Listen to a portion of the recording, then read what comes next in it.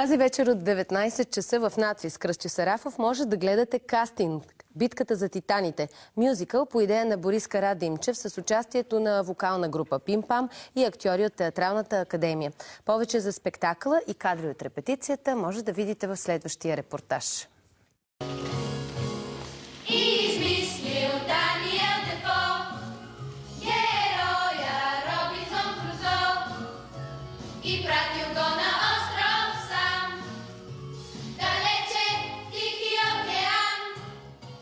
Този спектакъл е по идея на Борис Карадимчев и сценарий му беше разработван цели 5 години, за да стигне до този момент.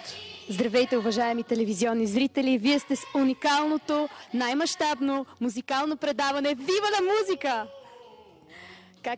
Как се чувства отбора на Здравец?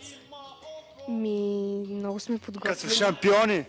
Преди началото се чувствате като шампиони. А вие, Обеля, как се чувствате? Ние сме готови да мачкаме. Нали?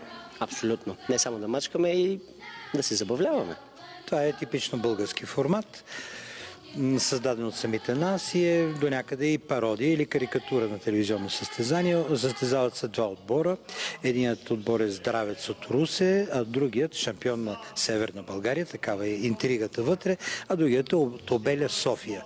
И кой ще спечели купата, просто трябва да дойдете и да видите. Всъщност, представлението, което готвим, е страшно музикално, защото има 24 различни песни от най-различни стилове музика и това всъщност ще направи един фурор в залата на НАТФИЗ в понеделник, защото ще има танци, ще има народни песни, ще има Битълс, ще има Майкъл Джексън, ще има от всичко по много.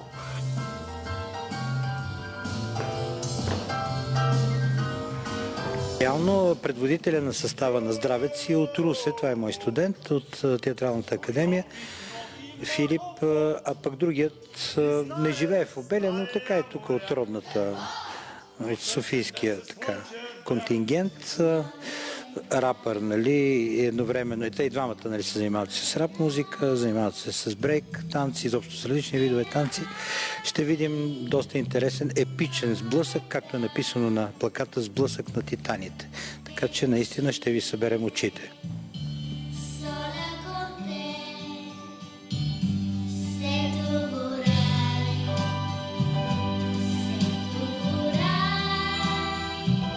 Целият спектакъл е прекрасен, препоръчвам ви да дойдете да го гледате.